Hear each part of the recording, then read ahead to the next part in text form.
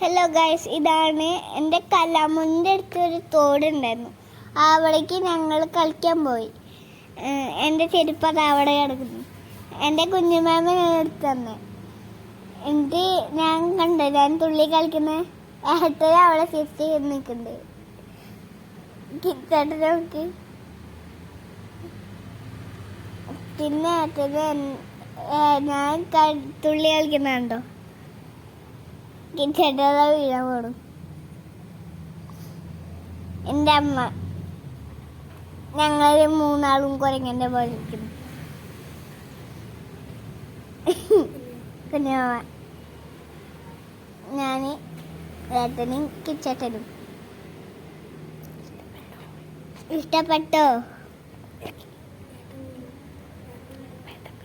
ഇപ്പം ഏട്ടൻ വീഴൂ. 1 2 3.